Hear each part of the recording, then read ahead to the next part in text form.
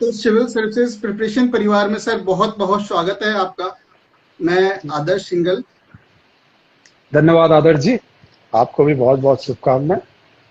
जी sir, हमारे जो aspirants हैं वो काफी समय से वेट कर रहे थे इसका कि सर आएंगे, और कमेंट्स आ रहे थे कि लीजेंड इज कमिंग, क्योंकि आपके बारे में सबने जाना कि आपने जिस तरीके से अपनी जर्नी स्टार्ट की और जिस पोस्ट पे आप अभी हैं आपने किस तरीके से उसको रखा।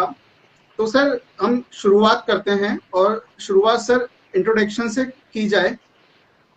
तो सर आपके बारे में हमारे एस्पिरेंट्स जानना चाहते हैं कि किस तरीके से आपने अपनी जो यूपीएससी की जर्नी थी वो स्टार्ट की, और किस तरीके से सर आपने वो मुकाम पाया। गुड। सो बेसिकली मैं सागर का रहने वाला हूँ। सागर मध्य प्रदेश में, सागर के पास बंडा हमारा एक टाउन है, और मैंने अपना स्कूलिंग बंडा से ही किया हुआ है। पहले क्लास 10 तक सरस्वती सुमन से, और उसके बाद 11-12 गवर्नमेंट हायर सेकेंडरी स्कूल से।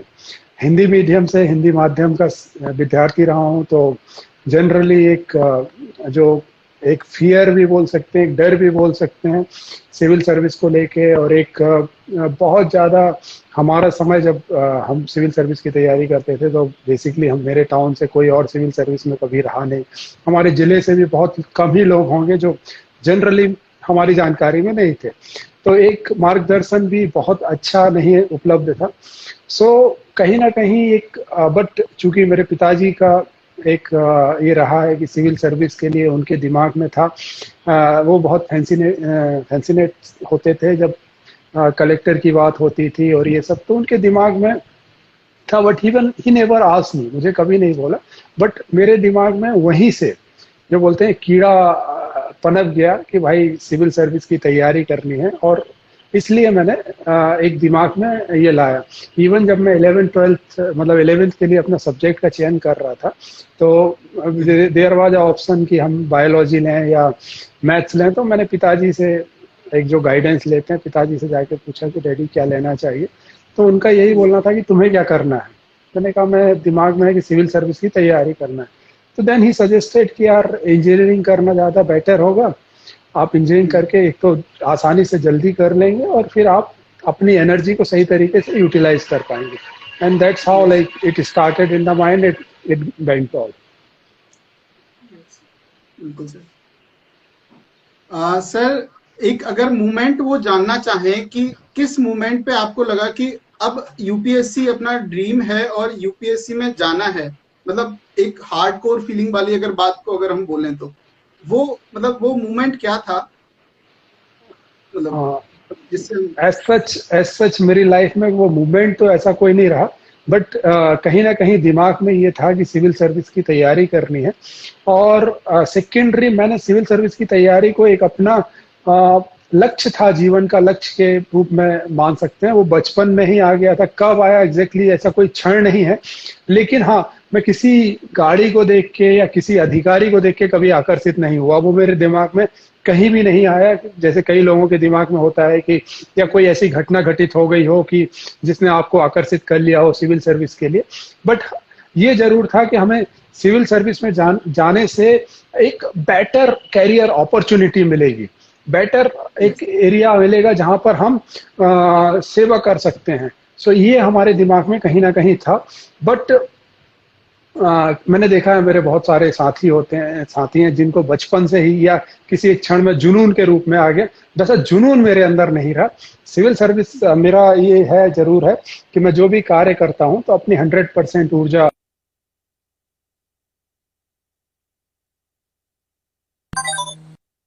बिल्कुल sir. Sorry got disconnected. So वही एक क्षण था जब मैंने डिसाइड किया कि भाई अपना एनर्जी पूरा उसमें लगा देंगे। रादर अगर आप देखें मेरे इंजीनियरिंग के जो फ्रेंड्स हैं तो उनको भी कभी मैंने रिवील नहीं किया था कि मेरा उद्देश्य कभी सिविल सर्विस का है। So generally that was in back in the mind, but I never told. मेरे साथ बहुत सारे फ्रेंड थे इंजीनियरिंग में जिन्होंने उन्होंने बताया था कि वो सिविल सर्विस करना चाहते हैं, सिविल सर्विस की प्रिपरेशन करना चाहते हैं, and finally they settled for a very good job, मतलब जिसको बोलते हैं ना बहुत अच्छा पैकेज लेके वो सेटल हो गए, but they didn't they didn't prepare for civil service. बिल्कुल सर, बिल्कुल सर। अगर हम अटेम्प्ट की बात करें तो सर आपने कितने अटेम्प्ट दिए यूपीएससी के जो एग्जाम है उसके लिए सर? मेरा सिलेक्शन 3rd अटेम्प्ट में हुआ था 2005 के एग्जाम में। 2002 में मैंने इंजीनियरिंग कंप्लीट किया और 2002 के बाद 2003, 4 और 5 के मैंने अटेम्प्ट दिए हैं। 2003 का जो मैंने प्री दिया था, बेसिकली गाइडेंस नहीं था, सही तरीके से तैयारी नहीं थी, तो मेरा प्री में ही नहीं हुआ। प्री में नहीं होने के बाद जब हम इंट्रोस्पेक्ट किया, जब हमने उसका आत्म विश्लेषण किया, ध्यान दिया चीज़ों पे, कहाँ गलती हुई थी, और रियलाइज किया कि what all mistakes were committed. Next attempt में अगर आप हमारे समय पे जाएं, अभी का मुझे नहीं मालूम, बट हमारे समय में जनरली होता था कि 80-85 ऑप्शनल में 80-85 आपके अगर जीएस में आते थे तो ये बहुत अच्छा स्कोर हो जाता था, मतलब आप हो जाते थे कि आप निकाल लेंगे। बट हमने प्रिपरेशन का लेवल उस लेवल तक लेके गए कि देन 2004 और 5 के एग्जाम में लाइक हमारे जो जीएस थे वो 110 के आसपास थे। हमारा जो ऑप्शनल था, मेरा ज्योग्राफी ऑप्शनल था, वो 100 के आसपास था। तो वो पूरा फोकस, क्योंकि एक बार जब असफलता मिली तो हमें पता चल गया कि तैयारी क्या करनी है। हमने फोकस किया उन एस्पेक्ट पे कि जहाँ करनी। लेकिन देन अगेन जो मैंने बोला कि मार्गदर्शन का सही नहीं होना, तो जब मैंने 2004 का मैथ्स लिखा तो मेरा मार्क्स था 796 मार्क्स आना। हमारे समय में 796 marks were not that good. अभी हो सकता है बहुत अच्छा है, कई लोग सिलेक्ट होते हैं इतने स्कोर पे। जब इतना मार्क्स आया देन रियलाइज, जब इंटरव्यू कॉल नहीं आया तो रियलाइज हुआ कि हाँ गलतियां हम कर रहे थे। जब इंडिविजुअल आपने एनालिसिस किया मार्क्स का, because I got good marks, बहुत ही बुरा ऐसे लिखा था मैंने, बहुत सिस्टमेटिक नहीं था बोलना चाहिए, लेकिन मेरे एनालिसिस अच्छा था, फैक्ट अच्छे थे। आई गॉट 100 मार्क्स इन ऐसे। सो आई रियलाइज कि मेरा राइटिंग स्किल्स या मेरे जो फैक्ट हैं उसमें गलत नहीं है। देन नेक्स्ट अटेम्प्ट में उनको अच्छे से रिकंसाइल किया, अच्छे से चीजों को किया, and finally I got into the service. Okay sir. Sir अभी जनरली देखने में आता है कि प्रेशर वाली जो बात है कि प्रेशर बहुत ज्यादा हो जाता है, या फैमिली प्रेशर को ले लें या फिर जनरली जो प्रेशर है एनवायरनमेंट का वो बहुत ज्यादा ले लेते हैं। काफी सारे हमें ऐसे चीजें देखने को भी आती हैं जहां लोग सुसाइड तक कर लेते हैं, और ये बहुत ज्यादा सीरियस इशू है। तो सर अगर कुछ ऐसी बातें हैं कि उस प्रेशर को कैसे डील करना चाहिए उस प्रिपरेशन के दौरान, उस जर्नी के दौरान सर? देखिए, सबसे पहली चीज तो मैं सभी को, हमारे जितने भी सिविल सर्विस के एस्पिरेंट हैं, अदरवाइज जीवन में जो भी कर रहे हैं, मैं सभी को एक चीज बोलना चाहूंगा कि कोई भी कार्य, कोई भी लक्ष्य या कोई भी आजीविका का साधन आपके लिए, उसको एक आजीविका का साधन के रूप में लें। उसको अपने जीवन से ना जोड़ें। मैंने बहुत सारे लोग देखे हैं, वो बोलते हैं कि अगर ये नहीं तो कुछ नहीं, ये नहीं तो हमारा कुछ नहीं होगा। That is unfortunate. आपको ये मानना चाहिए कि एक तरीका हो सकता है, आपकी एक मंजिल, मतलब एक पड़ाव हो सकता है जीवन का, ये कभी भी अंतिम मंजिल नहीं हो सकती है। ऐसा नहीं है कि आपने सिविल सर्विस का एग्जाम निकाल लिया और जिंदगी खत्म है। उसके बाद असली चैलेंज शुरू होगा, and that matters for everything else. आप कुछ भी काम करते हैं वो एक आपके लिए एक पड़ाव हो सकता है, लेकिन वो अंतिम मंजिल कभी नहीं हो सकती है। तो इसलिए हमेशा एक अपना 100% दें। जो भी आप काम करने जा रहे हैं उसमें 100% दें। कभी भी उसको अपने दिमाग पे हावी ना होने दें। जो आप बात कर रहे हैं प्रेशर की, वो वहीं पे होता है कि जब हम किसी भी चीज को अपने ऊपर इतना हावी हो जाने देते हैं, चाहे वो आपका लक्ष्य हो, चाहे आपका, even if we talk about the relationship, किसी का प्रेम में इतना ज्यादा किसी व्यक्ति को हावी हो जाने देते हैं कि वो आपको डिप्रेशन में ला देता है। तो किसी भी चीज को अपने दिमाग पे हावी ना होने दें। लाइफ में बहुत सारे आयाम होते हैं, सभी आयाम, सभी पहलुओं को सही तरीके से कार्य करें। और आप अगर सही तरीके से कार्य करना चाहें, मतलब सही तरीके से आप अपनी ऊर्जा को अगर लगाते हैं, तो निश्चित ही आप सफलता प्राप्त करेंगे जीवन में। और जीवन की सफलता सिर्फ सिविल सर्विस की सफलता नहीं होती है, बहुत सारे इसके मायने होते हैं। सर स्टूडेंट्स के क्वेश्चंस थे कि स्टडी कहाँ से स्टार्ट करें और कितना टाइम एक यूपीएससी के लिए सफिशिएंट होता है, कि आप पर डे दें या फिर किस तरीके से दें? एक टाइम मैनेजमेंट के लिए जो बात है वो आप क्या सजेस्ट करें? हाँ आदर जी, इसमें एक बड़ा इम्पोर्टेंट फैक्टर है। सभी व्यक्ति की, सभी हम में से हर एक की क्षमताएं अलग अलग होती हैं। I have seen some of the officers, some of the my batchmates, some senior colleagues, junior colleagues, जिन्होंने 4 घंटे अपने जीवन, मतलब उनको पास 4 ही घंटे होते थे, उन्होंने 4 घंटे भी प्रिपरेशन किए. I know some of the officers who prepared for 18 hours. हम भी शायद बहुत मेहनत किए हैं. So you can not just limit कि कितना समय होना चाहिए. ये आपकी अपनी क्षमताओं पे अगर हम देखें तो स्वॉट एनालिसिस एक होता है, strength, weakness, opportunity and threats. अगर आप अपनी क्षमताओं का सही तरीके से एनालिसिस करें कि आपकी क्षमताएं कितनी हैं, और सबसे बड़ी चीज होती है यूपीएससी के एग्जाम में, आपको the moment you are selected, within few days or few months or few year you will be given a responsibility जो बहुत ही बड़ी है. आपके हाथ में बहुत सारे लोगों का जीवन हो सकता है, बहुत सारी ऐसी योजनाएं हो सकती हैं, बहुत सारे ऐसे कार्य हो सकते हैं जो एक बहुत बड़े लोगों को प्रभावित करते हैं. तो ऐसी स्थिति में आपको ये मान के चलना है कि आपका सिलेक्शन उस अधिकारी के रूप में होना है, और उस प्रकार का व्यक्तित्व आपके अंदर आपको निर्माण करना है. It's not about the reading something. It's about acquiring that personality. उस पर्सनालिटी को एक्वायर करने के लिए कैसे आपको नॉलेज गैदर करना है, कैसे आपको फैक्ट्स के एनालिसिस करने हैं, कैसे आपको आपके व्यक्तित्व में ब्रॉड माइंडसेट लेना है, कैसे चीजों को टोटलिटी में देखना शुरू करना है, ये बहुत इंपॉर्टेंट एस्पेक्ट है. सो ये सब चीजें आपके लाइफ स्टाइल में आ जाना चाहिए. Like the moment you talk about the present scenario, अगर हम आज के किसी भी न्यूज को देखते हैं, कोई भी घटना अगर आज हुई है, तो उस घटना को हम टोटलिटी में कैसे देखेंगे, how will it impact our economy, society, our relationship with the neighbours, international relations, हमारे फ्यूचर इस पे क्या इम्पैक्ट होगा. ये सब चीजें अगर आप उस घटना को टोटलिटी में देखना जब प्रारंभ कर देंगे, तो निश्चित ही आपका जो आंसर होगा, जो यूपीएससी का आंसर होगा, वो बहुत ही अच्छा होगा. और उस व्यक्तित्व को, बेसिकली आपकी कॉपी से आपका व्यक्तित्व चेक होने जा रहा है, उस व्यक्तित्व को आप दिखाने में सक्षम हो जाएंगे कि आप में वो क्षमता है जो एक अच्छे ऑफिसर के लिए जरूरी है. So this is something secondary. जब हम उस बात पे आते हैं वापस, जो आपने समय की बात की है, तो निश्चित ही हर एक व्यक्ति को आपकी क्षमताओं पे आप ही बेहतर जज हो सकते हैं. जो भी व्यक्ति है वो अपनी क्षमताओं का बेहतर जज हो सकता है. लाइक मी, मैं अपनी अगर वीकनेस बताऊं, मुझे फैक्ट याद नहीं होते हैं. मेरे ऑप्शनल थे हिस्ट्री एंड ज्योग्राफी. ठीक है, इफ आई से मेरा बैकग्राउंड है इंजीनियरिंग का, so like I never have any idea कि हिस्ट्री और ज्योग्राफी में क्या चीजें होती हैं. But I have written in history which was logical, which was like not about the fact, जिसमें फैक्ट नहीं होते थे, तथ्यों पे आधारित था. मतलब बेसिकलॉजी तथ्य तो आपको चाहिए, बट तथ्यों का ऐसा नहीं था कि मुझे रट के कुछ रखना है. वो कैसे घटनाएं हुई हैं, उनके पीछे क्या लॉजिक रहा है, उनको होने के लिए वो बस संभावी, जैसे कई बार होता है ना कि ये घटना होनी ही है, अगर ऐसा होने होगा तो इस तरीके से होगा, आर्थिक गतिविधियां होंगी तो नगरीकरण होगा.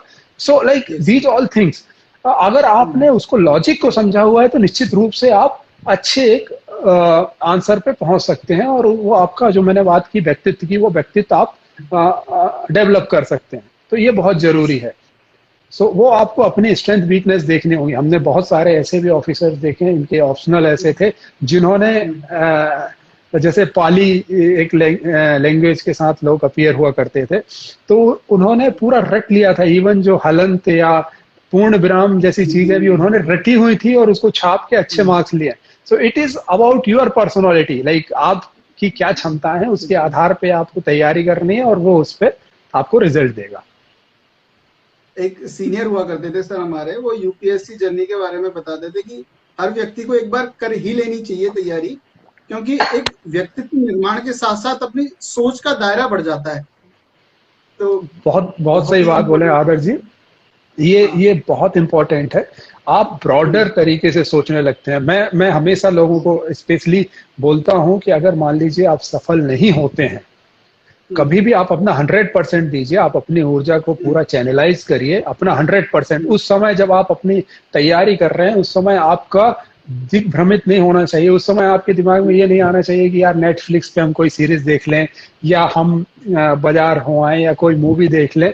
उस समय आपको बैठ के अपनी पूरी ऊर्जा 100% ऊर्जा उस काम में लगाना चाहिए जो आपका लक्ष्य है। जब आप उस लक्ष्य की प्राप्ति कर लेंगे आपके पास बहुत समय होगा बाकी सब चीजों को देखने के लिए, बाकी सब कार्य को करने के लिए।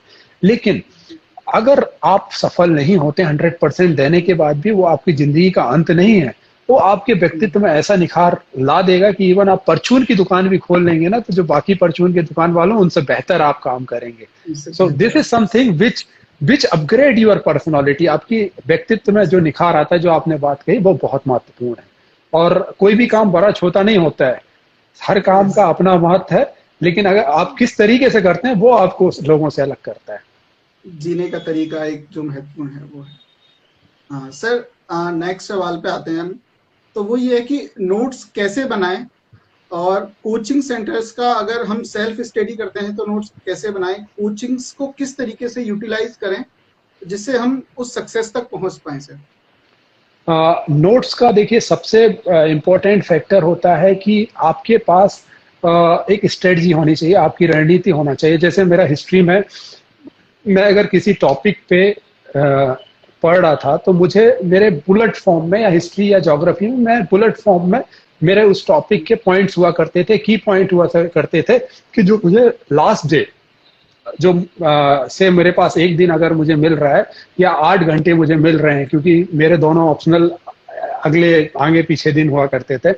सो अगर 8 घंटे में मैं कैसे उसको रिवाइज कर लूंगा, मैंने उसको की पॉइंट बनाए हुए थे कि ये 8 घंटे के लिए मेरे पास इतना मटेरियल अवेलेबल है और मुझे इसको देखना है, मैं उसको समझ लूंगा। कई सारे ऐसी चीजें होती हैं जो आपको पता होता है कि ये फैक्ट मुझे लास्ट दिन में चाहिए, एक बार रिकॉल कर लूंगा, उस एक वर्ड को अगर मैं देख लूंगा तो मुझे पूरा आंसर याद आ जाएगा। सो दोज की नोट्स, की पॉइंट आपको अपने बना के रखना चाहिए आपके लास्ट मोमेंट के लिए। सेकेंडरी, लाइक लास्ट 15 डेज के लिए आपका नोट्स होना चाहिए जिसमें आप थोड़ा डिटेल ले सकें, क्योंकि you can not go through the whole book. So इस तरीके से आपकी प्रिपरेशन आपके नोट्स के आधार पे, मतलब आपकी जरूरत के आधार पे होना चाहिए। कई बार मान लीजिए मैंने जो नोट्स बनाए हैं मैं अगर आपको दे दूंगा तो हो सकता है वो नोट्स आपके लिए यूजफुल ही ना हो, क्योंकि आपके लिए जो पॉइंट मैंने लिखे हुए हैं वो पॉइंट आपको वैसे ही आसानी से आते थे, लेकिन आपके लिए जो दूसरे पॉइंट रिक्वायर्ड थे वो उस नोट्स में मिसिंग है, क्योंकि आपको हो सकता है कि वो लिंकेज जरूरी है और मुझे वो लिंकेज मुझे मालूम थी, मुझे सिर्फ उन पॉइंट पे ही जाना था। तो this is the difference which एक व्यक्ति अपने से ही निर्धारित कर सकता है। सेकेंडरी, कोचिंग इंस्टीट्यूशंस, देखिए कोई भी माध्यम है जो आपको आसान कर देता है आपके कार्य को, तो कोचिंग भी कई बार आपके कार्य को आसान कर देती है। आपको पूरी बुक पढ़ने की जरूरत नहीं पड़ेगी, आपको फिल्टर्ड होके चीजें मिल जाएंगी, बट ये जरूर निर्भर करता है कि आप उसको कैसे यूज कर रहे हैं। yes. वो भी अगर आपको अपनी वीकनेस और स्ट्रेंथ मालूम है तब आप कर सकते हैं, और उसका एनालिसिस स्वयं ही करना पड़ता है। नोबडी, लाइक कोचिंग में 500 आदमी बैठे हुए हैं या 200 आदमी हैं या 100 या इवन 50 लोग भी हैं, तब भी वो टीचर आपको इंडिविजुअली नहीं गेज कर पाएगा कि आपको क्या चाहिए। वो एक सामान्य जनता के हिसाब से जो वहां पे बैठी हुई है उसके हिसाब से आपको ज्ञान देगा, और उसमें से आपको अपने हिसाब से निकालना होगा। सर अभी जैसे आप जानते हैं कि टेक्निकल एरा आ रखा है इंडिया में, तो अभी इंस्टाग्राम पेज पे हमारे 10th के और 12th के स्टूडेंट्स भी हमसे कनेक्टेड हैं, तो उनके अभी क्वेश्चंस आ रहे हैं कि सर 10th के बाद कौन सा सब्जेक्ट लेना चाहिए जो कि यूपीएससी प्रिपरेशन में हेल्प कर दे, और 12th वाले बच्चों के सवाल आ रहे हैं कि 12th के बाद क्या ग्रेजुएशन के साथ साथ ही प्रिपरेशन स्टार्ट कर देनी चाहिए, क्या ग्रेजुएशन के बाद स्टार्ट करनी चाहिए। तो सर उन स्टूडेंट्स के लिए भी सर कुछ आप सजेशन। देखिए, सबसे पहली चीज तो इतना कॉम्पिटिटिव लाइफ में होना नहीं चाहिए। मेरा ये मानना है कि सही समय पे सही कार्य करना चाहिए। आप मैंने जैसे बात की कि व्यक्तित्व निर्माण की, आप व्यक्तित्व को बढ़ाएं, आप ब्रॉडर अपना अप्रोच रखें चीजों को, जो बोलना चाहिए ब्रॉडर पर्सपेक्टिव में देखना शुरू करें। लेकिन 10th के बाद या 12th के बाद क्या सब्जेक्ट लेना है ये अगेन डिसाइड करेगा कि आप यूपीएससी में क्या सब्जेक्ट लेना चाह रहे हैं। ठीक है, there are people who will go for a career option, कि मैं एक सिक्योर, पहले कैरियर भी मेरा सिक्योर हो जाए, कि मैं अगर इन केस सफल नहीं हुआ तो मेरे पास एक वैकल्पिक रोजगार का अवसर रहेगा। अगर आपने वो सोचा हुआ है तो आप उस हिसाब से अपने सब्जेक्ट का डिसाइड करेंगे। अगर आपका ये है कि नहीं मुझे सिविल सर्विस ही नहीं करनी है, सिविल सर्विस नहीं हुई तो मैं परचून की दुकान खोल लूंगा या मैं खेती करने लगूंगा, then you can opt for subject which only is there for the civil services. मतलब ये निर्भर है, मैं किसी भी सब्जेक्ट को डिमीन नहीं करना चाहता हूँ कि अगर मैं बोल दूं कि ये सब्जेक्ट ले लो और ये, तो वो डिमीनिंग हो जाएगा उस सब्जेक्ट के लिए, क्योंकि किसी भी सब्जेक्ट के साथ आप बेहतर कर सकते हैं। इट्स नॉट नेसेसरी कि वो टेक्निकल सब्जेक्ट ही हो, वो आप नॉन टेक्निकल सब्जेक्ट के साथ भी बहुत बेहतर कर सकते हैं। तो ये डिपेंड करता है। जनरली लोग जो सिविल सर्विस के लिए फोकस्ड होकर तैयारी करना चाहते हैं वो ह्यूमैनिटीज की तरफ जाते हैं, वो सोचते हैं कि ह्यूमैनिटीज से उनको बहुत हेल्प मिल जाएगा। बहुत सारे लोग हैं जो टेक्निकल एजुकेशन में इंजीनियरिंग करना चाहते हैं, इंजीनियरिंग करने से उनको लगता है, जैसे मेरा व्यक्तिगत रूप से मानना है, किसी के लिए डीमीनिंग नहीं होना चाहिए कि इंजीनियर इफिशिएंट ज्यादा होते हैं, वो हर एक काम को ज्यादा इफिशिएंटली करते हैं। So it all depends, like आप कैसे उसको लेना चाह रहे हैं वो आपकी क्षमताओं के ऊपर निर्भर करता है। बट डेफिनेटली मैं उनको यही बोलूंगा कि first you should gather knowledge, अच्छे से नॉलेज को गैदर करिए और ज्यादा से ज्यादा चीजों को सीखिए, पर्सपेक्टिव को ब्रॉडर करिए, ये बहुत ज्यादा जरूरी है। 10th-12th में सब्जेक्ट के पीछे भागने की अपेक्षा एक बार यूपीएससी का सिलेबस देख लिया आपने, एनसीईआरटीज जो पढ़ी हुई हैं 5th से लेके 10th तक, उन एनसीईआरटीज को अच्छे से पढ़िए। मैं ये मानता हूं कि वो एनसीईआरटीज या वो पुस्तकें जो हमने स्कूल लाइफ में पढ़ी होती हैं उनको पढ़ने का, और जब हम यूपीएससी की तैयारी को में करते हैं नजरिया अलग होता है। वही एनसीईआरटी पढ़ने के लिए हर कोई आपको बोलता है, लेकिन हम जो उसको नजरिया जो होता है देखने का वो बहुत डिफरेंट होता है। मैं जब एनसीईआरटी पढ़ता था और एनसीईआरटी के जो पैरा होते थे वो एनसीईआरटी का कई बार एक पैरे में आधा घंटा लग जाता था। अरे यार, इतना डिटेल में इतना डेप्थ नॉलेज उन्होंने छुपा के रखा हुआ है। आई स्टिल रिमेम्बर हिस्ट्री के एनसीईआरटी के बुक में एक लाइन थी कि प्रथम और द्वितीय विश्व युद्ध के बीच में यूरोप ऐसे एक ज्वालामुखी पर बैठा हुआ था जिसमें एक चिंगारी आके और विस्फोट कर, लाइक यू सी, भले ही बिल्कुल सिंपल सा लाइन है, हम ऐसे जनरल उसमें पढ़ लेंगे, but it has lot of things, इतना सारा गहन ज्ञान उसमें भरा हुआ था कि जिसको हम जब आज एक बहस के रूप में पढ़ते हैं तो डेफिनेटली उसमें अंतर हमें समझ में आता है। यस सर, यस, बिल्कुल सर। सर अब बहुत ही ज्यादा जो कंफ्यूजिंग जो प्रश्न है वो है ऑप्शनल को लेके, कि बहुत ज्यादा कंफ्यूजिंग सा होता है कि ऑप्शनल का चुनाव कैसे करें। तो सर इसके बारे में आप क्या सजेस्ट करना चाहेंगे? ये बहुत ही इम्पोर्टेंट है, बहुत महत्वपूर्ण चीज है। मैं not only optional, even the medium of exam, ये दोनों बहुत ही महत्वपूर्ण चीजें होती हैं और कहीं ना कहीं आपकी रैंक में, आपकी सर्विस के में और कई बार आपके सिलेक्शन में भी बहुत महत्वपूर्ण भूमिका का निर्वाह करती है।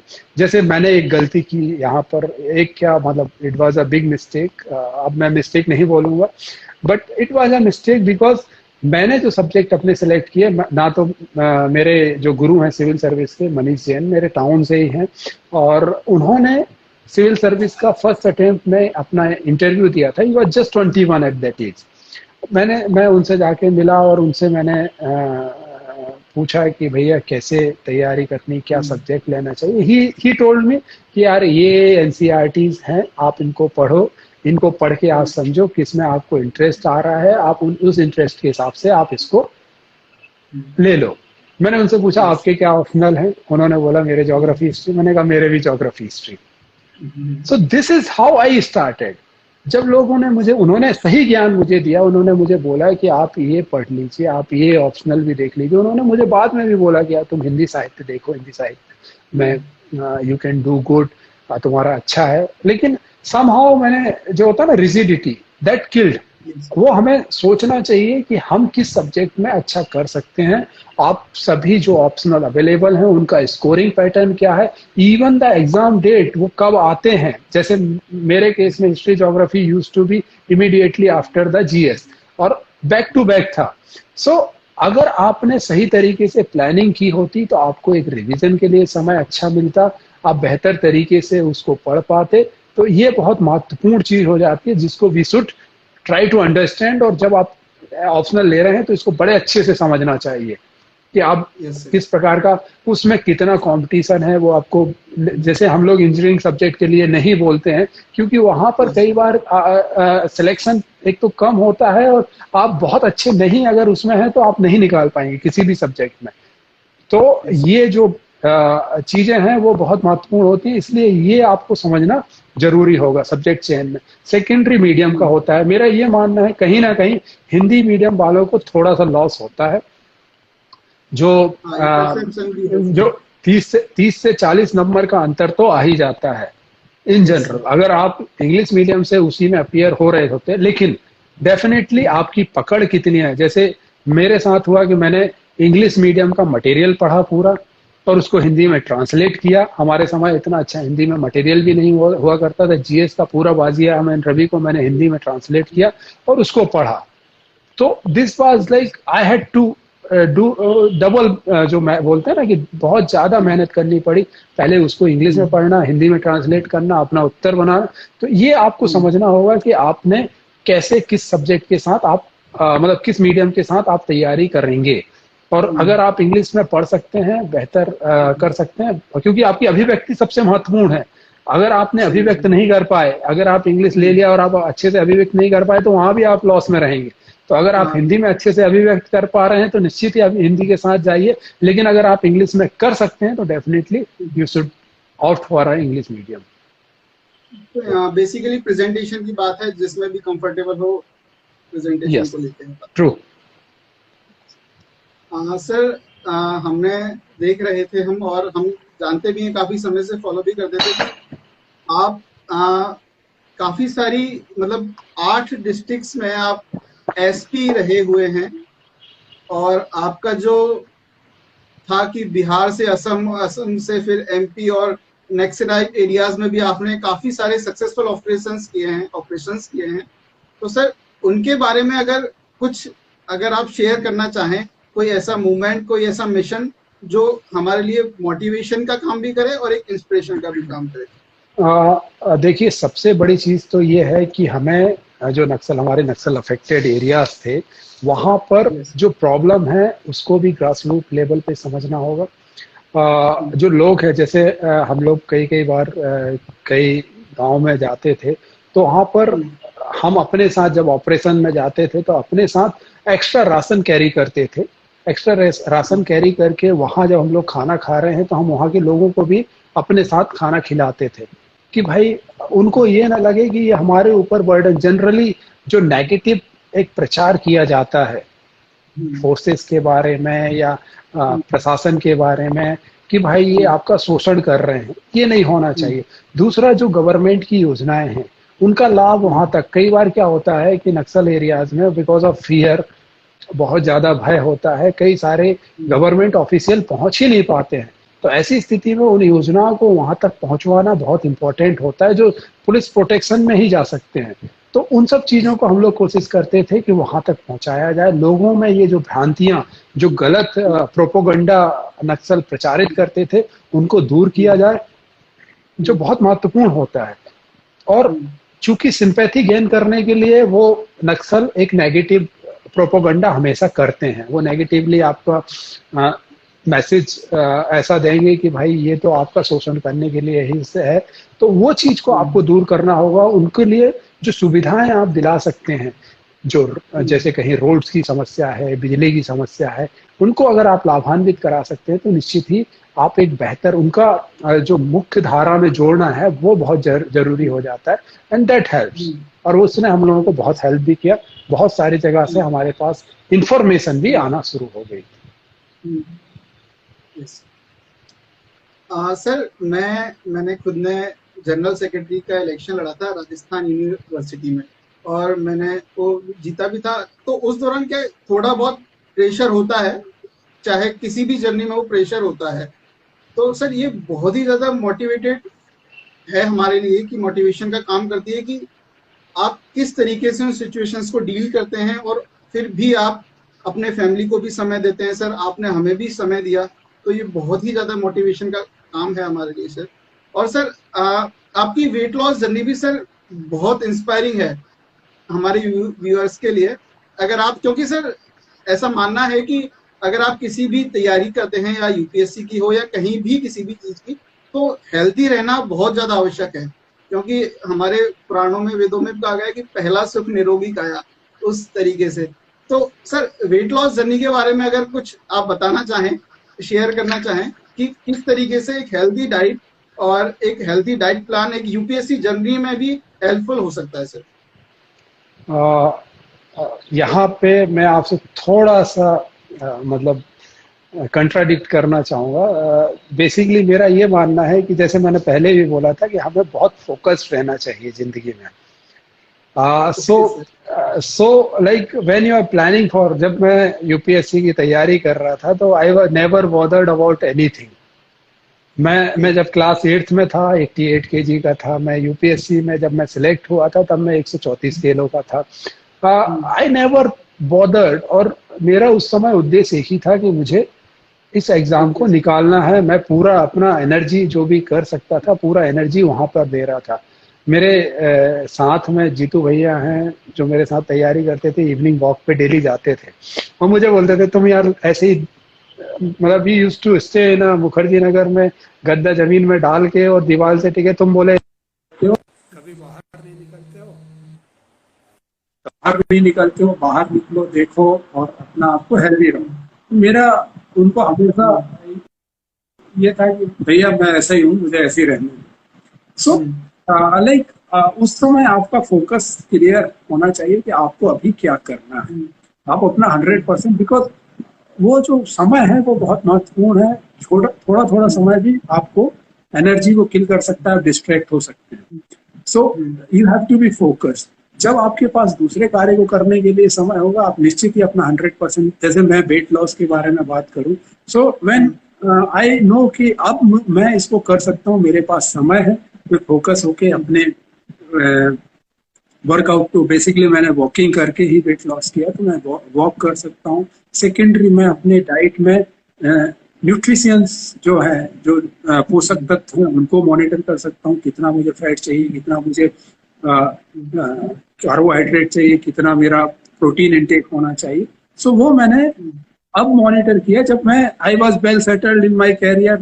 Now I don't require to focus on other factors. So मेरा ये मानना है कि फर्स्ट आपका फोकस, आपकी पूरी ऊर्जा उस कार्य में लगा देनी चाहिए जो आपका लक्ष्य है।